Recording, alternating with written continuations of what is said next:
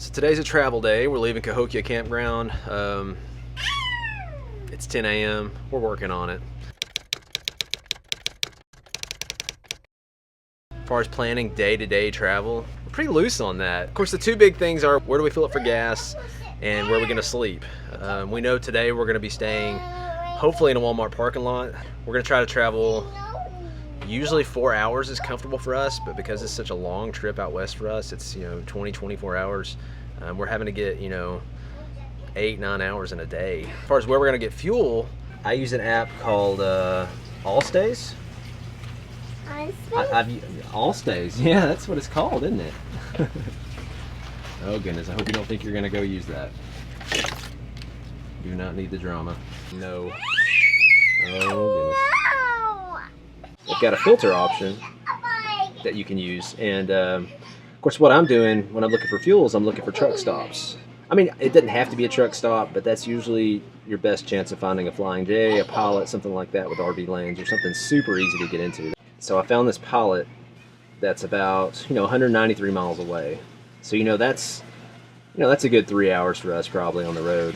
We'll stop every 2 to 4 hours to get fuel. It just depends on where stuff's at. So that's our first destination, is that Pilot, and then once we fill up there, honestly, if I had a full tank, I could go almost all day on that tank. I mean, you can go over 500 miles on a tank with this thing. That doesn't mean it's getting good mileage. That just means it's got a big tank. That's the plan for today. We could end up on the side of the road.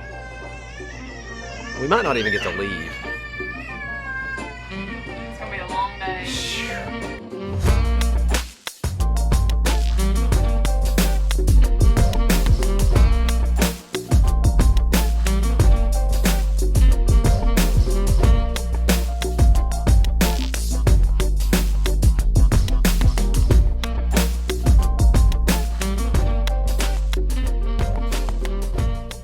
One of the things we love about our motorhome is being able to cook going down the road. It's pretty awesome, comes in handy. We don't have to pull off and try to find somewhere to eat. We get to eat out of the comfort of our mobile home going down the road. We're gonna sit and eat some salmon that I cooked. Nathan had to eat a peanut butter and jelly sandwich because he can't eat just yet. And an apple. And an apple. It was awesome. How is it? I'm gonna go sleep, okay? Let me go sleep. Wake up. So we pulled off to a rest stop. We're gonna have some lunch. Then get back on the road. 2.5 hours down, 5.5 to go.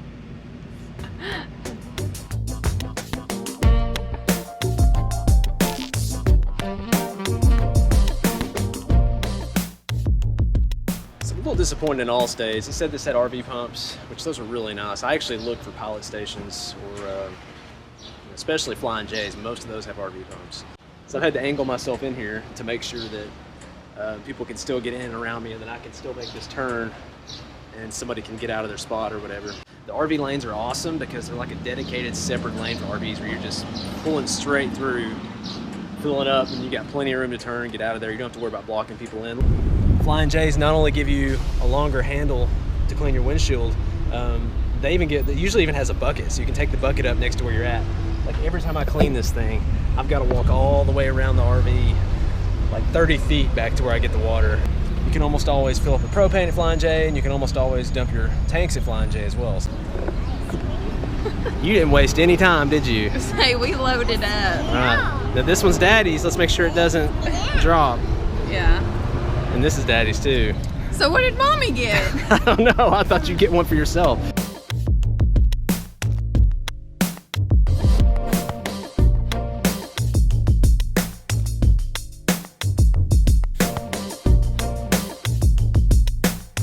Kansas City baseball game going on. I guess we can't complain about being hot. Those people are probably hot.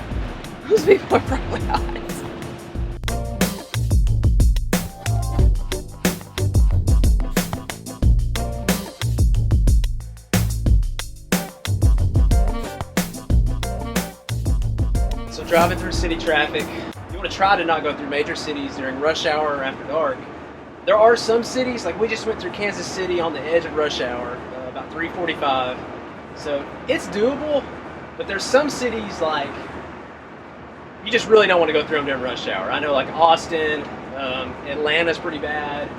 There's some that you just got to kind of check the forums and get a feel for it. And then there's some cities you just don't go through them at all with an RV. You find a way to go around them. You're talking DC, obviously New York. I mean, so just if you have a hunch that the city might be bad, it probably is. It may be too late. You may not be able to do anything about it at that point, but kind of watch and see if there's other RVs or trucks on the road with you. If there aren't, you might be on a road with, you know, a low bridge or something that's getting into some major traffic, and there might be a reason that you're the only large vehicle on the road. Oh, and I prefer, if there's 3 lanes or more, I prefer to be in one of the middle lanes, because that keeps me from having to worry at least as much about lanes that merge and about oncoming traffic coming off a ramp. That's just been easier for me. And if there's splits, it's easier to catch that split from the middle than it is to be, you know, if you're on one side or the other, you've got to make possibly 2 lane shifts, whereas if you're in the middle, you're a lot less likely to have to make those lane shifts. You want to use some sort of GPS that tells you what lane to be in for your next turn. Google Maps does that.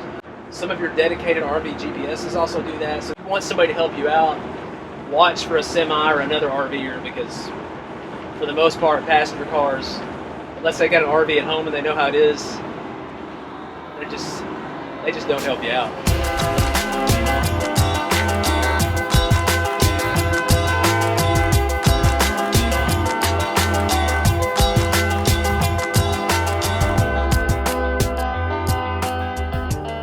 We made it to Hays, Kansas. We've parked our RV for the night at the luxurious Walmart RV resort. One thing we didn't quite account for that we've never done, we've never driven our RV. I don't want to say never. Okay, I've done this once, but on the way back from Dallas, when I bought the RV, I drove it and it was 105 in it. But I couldn't get the generator working, so I was literally, I'm not gonna give too much detail, but I was stripped down quite a bit, sweating. I was sweating all over the place in that thing. When I had to stop and sleep for the night, I literally curled up pretty much like a little baby and just slept in my sweat. So it was hot, but that was without the generator. So I thought this trip, you know, we've used the generator for AC, we'll be fine. Outside the RV, it's been about 102, and inside the RV, it's been about 90. We've got the AC cranked, we've got the fans going up on the dash. It's just hot. It was a hot day. It was hot. Everybody was hot.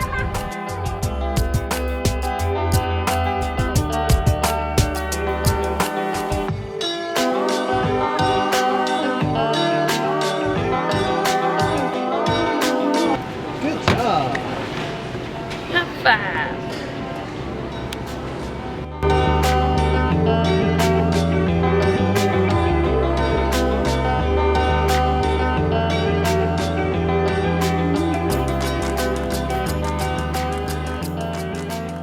What are you gonna do? You gonna say, hey, camera?